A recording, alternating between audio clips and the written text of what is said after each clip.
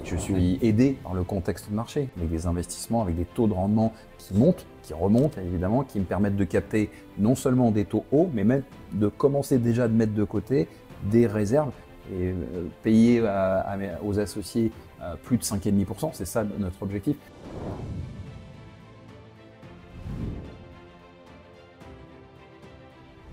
Bonjour à tous, aujourd'hui on reçoit Philippe Delhôtel, directeur général délégué de Altaria Investment Managers.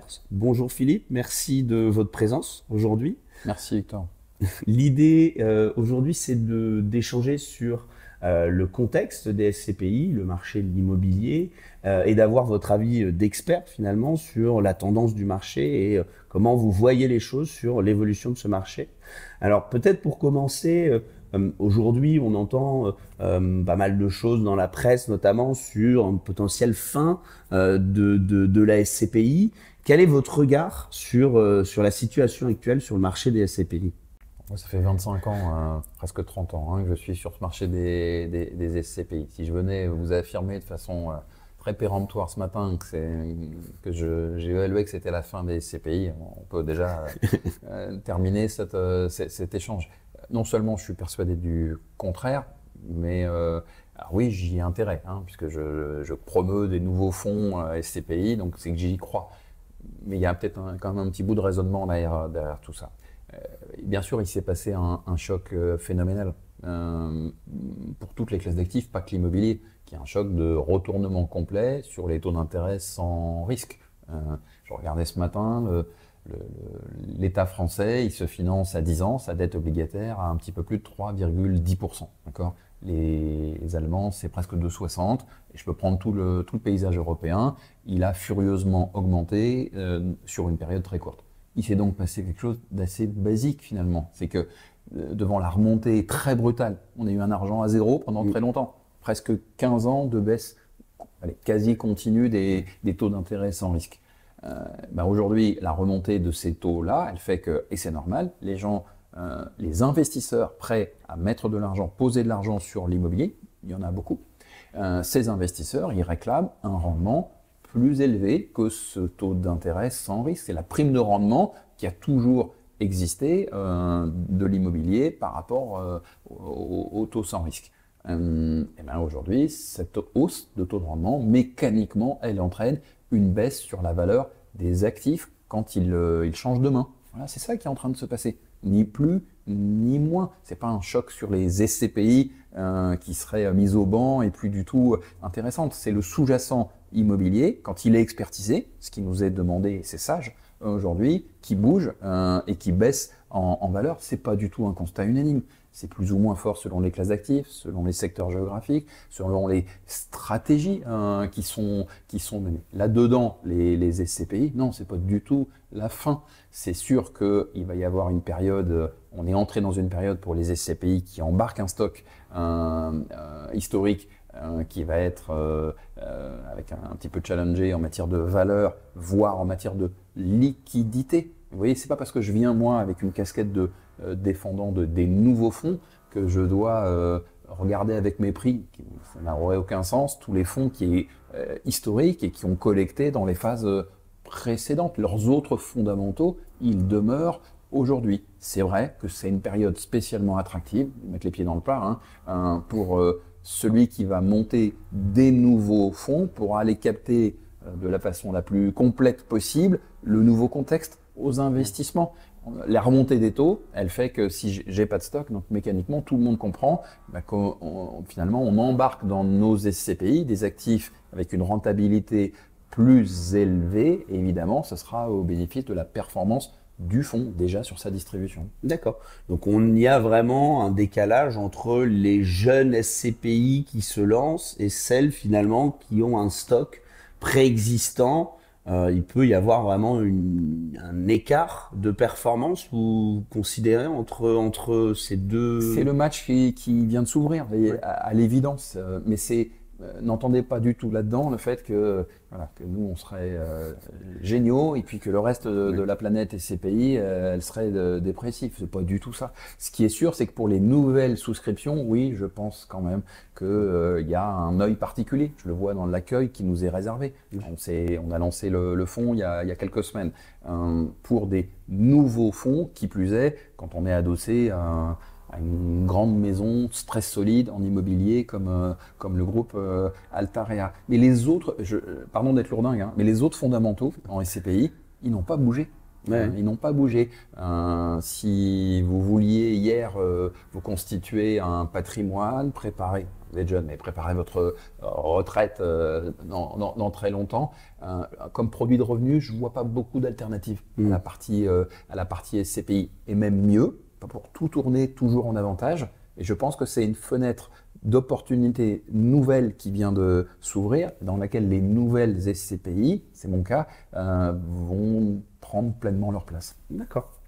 On voit aussi une évolution quant aux tendances du marché. Comment les SCPI font pour s'ajuster vis-à-vis des nouvelles tendances? On voit le co-living, les résidences seniors. Quelles sont les décisions qui sont prises par les SCPI pour s'adapter à ces nouvelles tendances? Alors, bis repetita, je vous réponds, mais il faut qu'on reste humble, nous. Bien sûr que c'est facile pour moi de capter toutes les nouvelles tendances. L'immobilier, on gère un nouveau fonds, donc on va les capter pleinement. Mais il faut qu'on reste à notre place.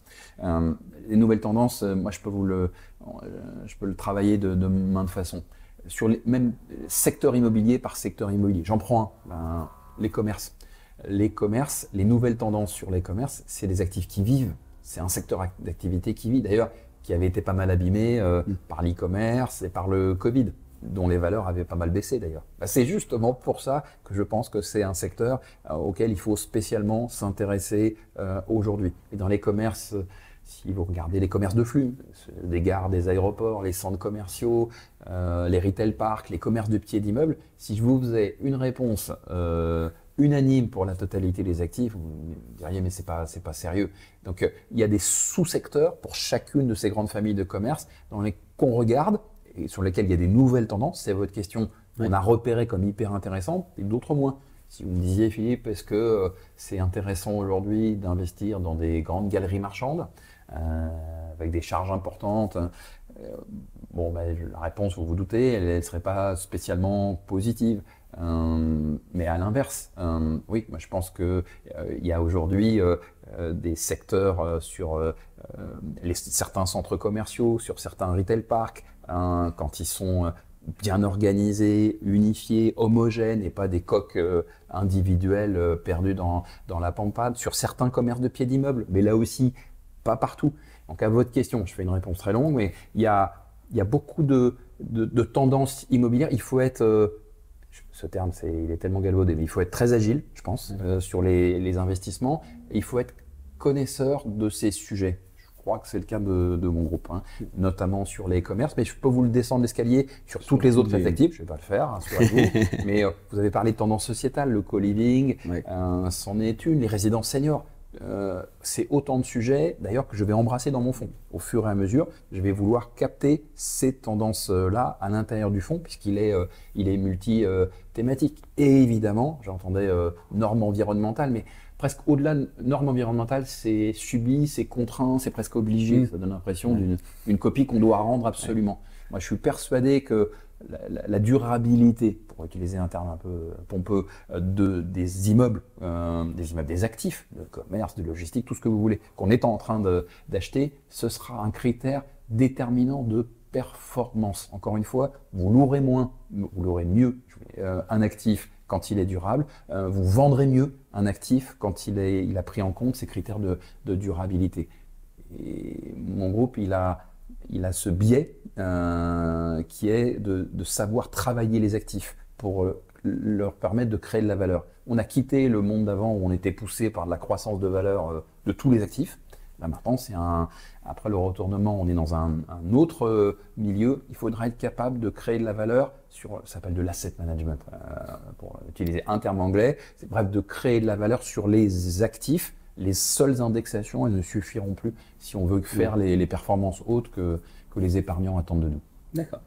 Vous le disiez, le contexte actuel, il est plutôt favorable aux jeunes SCPI. Est-ce que vous pensez qu'il est également favorable finalement aux investisseurs, puisque c'est ça aussi qui est important. Est-ce que les investisseurs, généralement, ont quelques freins justement sur est-ce que c'est vraiment le bon moment? On voit une correction du marché sur le secteur du bureau. Donc, est-ce que vous considérez que pour les investisseurs, c'est un bon moment? Bon, ce que j'ai retenu de mon petit quart de siècle sur les SCPI, c'est que les SCPI, c'est pas d'une immense complexité dans le regard qu'on doit poser dessus. Hein. C'est comme un vélo qui doit jamais s'arrêter de pédaler. Jamais. Voilà. Pour qu'il soit sain, c'est quand même un critère. Pour qu'il continue de pédaler, il faut qu'il continue de collecter. Et je suis persuadé que le marché, donc le marché, c'est les épargnants, hein, c'est un marché qui aujourd'hui va regarder en priorité des véhicules qui vont pouvoir capter toutes ces nouvelles tendances pour relâcher la performance, non seulement la plus haute, mais la plus régulièrement haute possible. Et oui, donc c'est une prime évidemment qui sera donnée aux nouveaux véhicules, ça j'en suis persuadé. D'accord. Donc vraiment plutôt sélectionner les investisseurs, vous préconisez aux investisseurs de vraiment aller regarder dans le fond les SCPI et de sélectionner on va dire de manière plus spécifique certaines SCPI. C'est sûr qu'il y a plein de critères de sélection qui vont rentrer en ligne de compte, peut-être davantage. Le niveau de levier, pour financer les acquisitions. On n'est plus dans un contexte à taux zéro.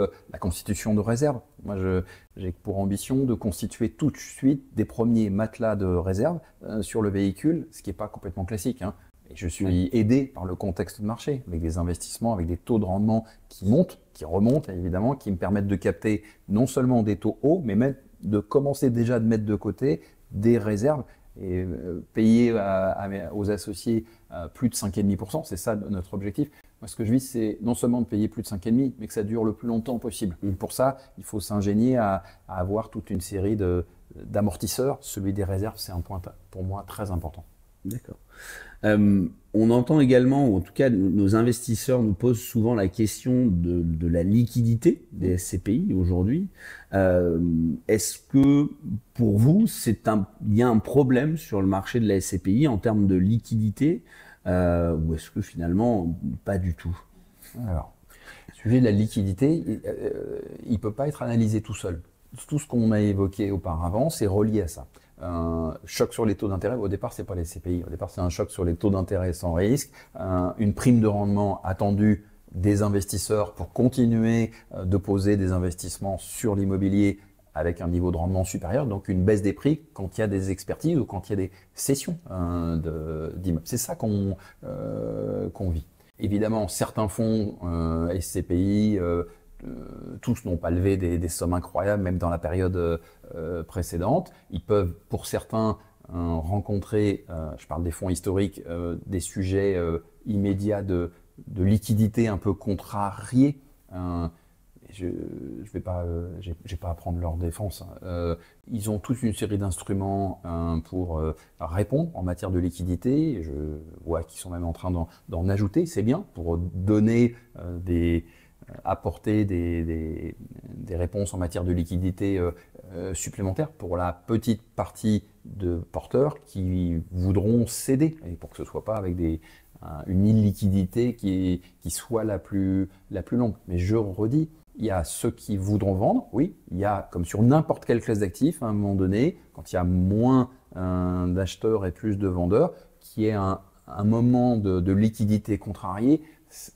On peut dire que vous êtes gérant et pas détenteur de parts, c'est ok, mais ça me semble logique. C'est un phénomène dans un cycle qu'il faut pouvoir appréhender. Quand tous les autres fondamentaux de ces SCPI, ils demeurent. Et je suis d'autant plus tranquille pour vous répondre ça que, évidemment, là c'est sur la gestion du stock. Moi, je pense qu'on sera capable de passer cette période un petit peu stressée de liquidité sur des fonds historiques, ça passera.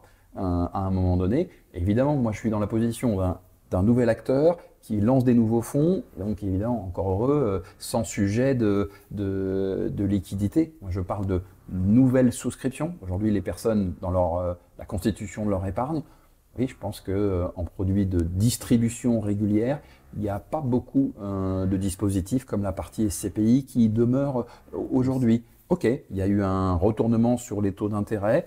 La meilleure façon de contourner l'obstacle pour les nouvelles souscriptions, oui, je n'ai pas ennemi de mes intérêts, c'est de regarder des SCPI nouvelles, qui plus est quand elles sont adossées, ces sociétés de gestion à des grands leaders immobiliers, et quand elles s'ingénient à pas faire ce qu'elles faisaient il y a 1 an ou il y a 2 ans avant le retournement.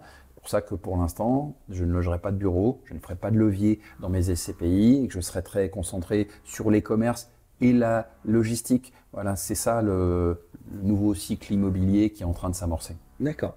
Très bien. Merci beaucoup Philippe pour votre œil d'expert sur le marché des SCPI, en espérant que nos investisseurs aient eu les réponses à leurs questions. Merci beaucoup. Merci Victor.